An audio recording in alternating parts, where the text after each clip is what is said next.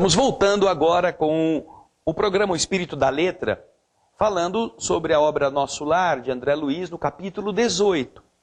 Estão tratando da questão alimentar, como é que se sustentam. E André Luiz está entendendo que, quanto mais o espírito vai se tornando elevado, mais ele vai precisando de alimentos sutilizados, menos densos, menos dotados daquela rusticidade. Mas ele ainda assim precisa alimentar-se. Mas, além do alimento físico, ele aprende com Dona Laura, com Lísias, com Yolanda. Ele aprende que o amor é o sublime alimento das almas. E então ele se admira. Ele diz comovido, nossa, como isso é lindo, é interessante que o verme, o animal, o homem, os anjos, todos acabem se movimentando e se alimentando do amor de Deus.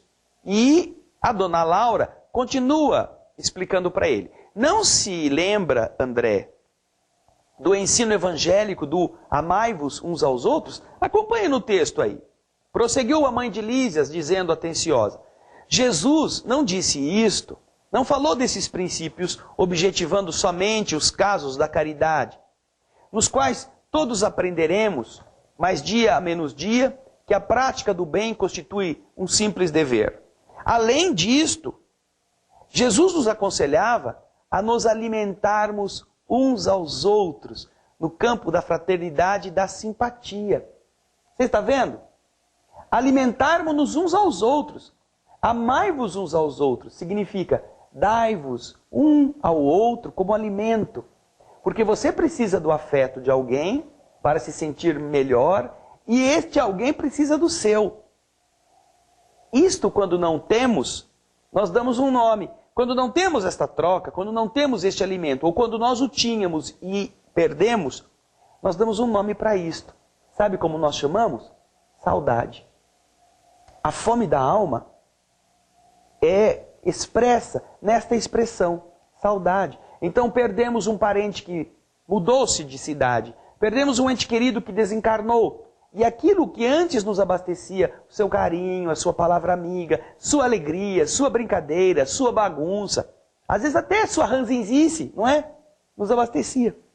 E aí começamos a sentir falta, a falta deste alimento. Então quando Jesus fala que nos amemos uns aos outros, está nos aconselhando a darmos-nos como alimento no campo da fraternidade e da simpatia.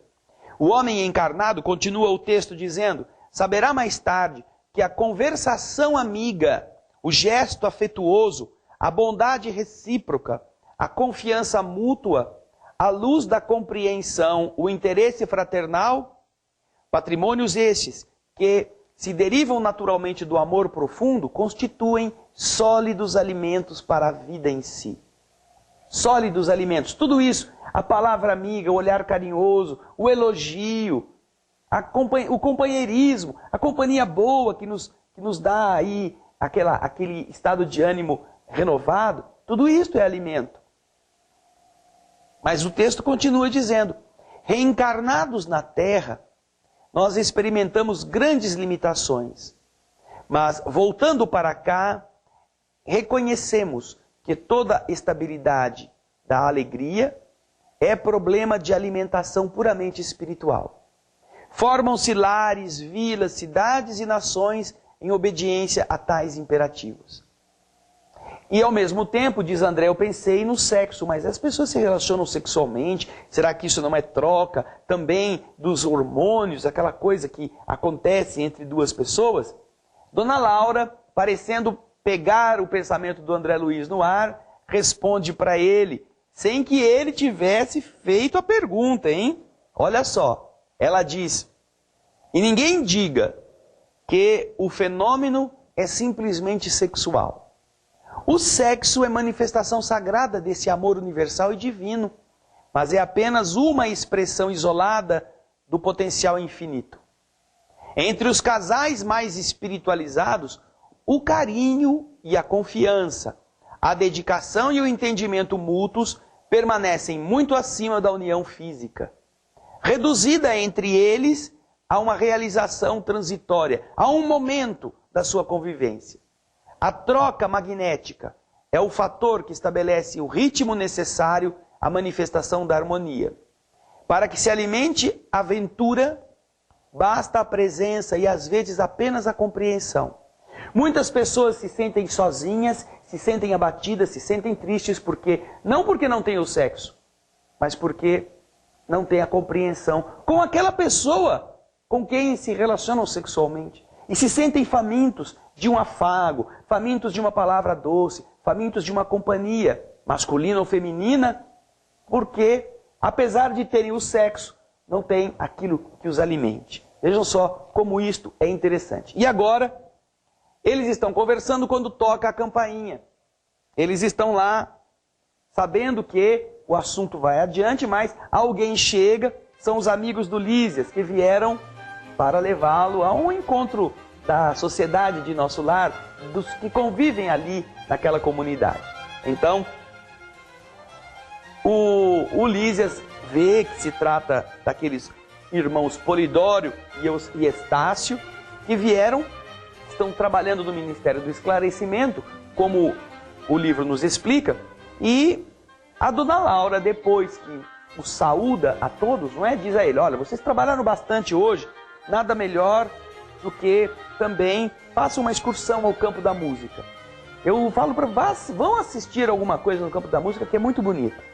E Lísias fica um pouco assim, né? Mas eu tô com uma visita aqui, mãe. O André. Não, Lísias, não tem problema. Pode ir, eu tomo conta do André. Não posso sair mesmo porque a nossa Heloísa está recém-chegada da terra. Havia desencarnado há pouco tempo, está aqui. Nós estaremos aqui cuidando dela. E vocês vão passear, vão descansar. Por quê? Porque também isto que vocês vão encontrar lá é alimento para o espírito.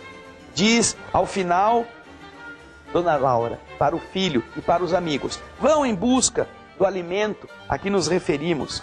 Os laços afetivos aqui são mais belos e mais fortes. O amor, meu amigo, é pão divino das almas, o pábulo sublime dos corações. E este pábulo quer dizer o sustento dos corações, é o amor. Porque o Lísias vai encontrar com a sua noiva, vai encontrar com seus amigos neste campo da música. E ali vão também se abastecer de coisas boas. Nossa, quanta coisa elevada, quanta coisa diferente, que a gente na Terra pode viver. Já pensou nisso? A sua alma também precisa de alimento. Como é que você está dando esse alimento para ela? Que tipo de alimento você está usando para que a sua alma se sinta forte? Lixo? Coisas feias? Violentas, vai ter uma indigestão, hein? Tome cuidado. Porque também a alma adoece. E quando a alma adoece, o corpo piora. Muitas das doenças que nós temos no corpo físico hoje são fruto da alma doente. Por ter se alimentado de coisas indigestas. Para ela, pense nisso. O programa O Espírito da Letra abraça você e espera na próxima semana o capítulo 19. Você já tenha lido. Já tenha se inteirado daquilo que acontece ali. É muito interessante o que acontece no capítulo 19 com a pobrezinha da Heloísa, a neta da Dona Laura. Muito obrigado pelo seu carinho e muita paz.